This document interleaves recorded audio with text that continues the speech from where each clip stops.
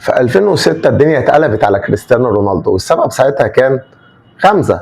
كريستيانو رونالدو ساعتها كان طبعا موهوب ومهاري وسريع، بس ما كانش بحجم شهرة واير روني. واير روني اللي كان ساعتها الجولدن بوي ومحبوب انجلترا الاول، والاتنين كانوا زمايل في مانشستر يونايتد، بس كاس العالم ما فوز زمايل عشان يلعبوا بعض في ربع النهائي.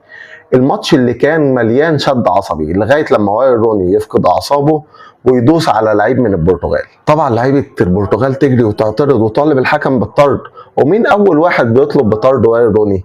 بالظبط، كريستيانو رونالدو. بس مش دي المشكله، المشكله كانت في غمزه لقطتها الكاميرات وهو بيغمزها كريستيانو رونالدو للدكه بعد طرد واير روني، عشان تبدا صحف انجلترا بعد خروجها من كاس العالم على ايد كريستيانو رونالدو تبدا تصور وتعترض وتطلب بطرد مانشستر يونايتد للبرتغالي. على فكره اللي وصفوه ساعتها انه خاين صاحبه، بس هو مش خيانه خالص، دي عقليه كريستيانو اللي احنا متعودين عليها منذ ظهوره، واللي بعد كده حولته لوحش. وحش ما بيبحثش غير على حاجه واحده بس، هي الانتصار. على فكره ده سر حبنا لغايه دلوقتي في كريستيانو رونالدو.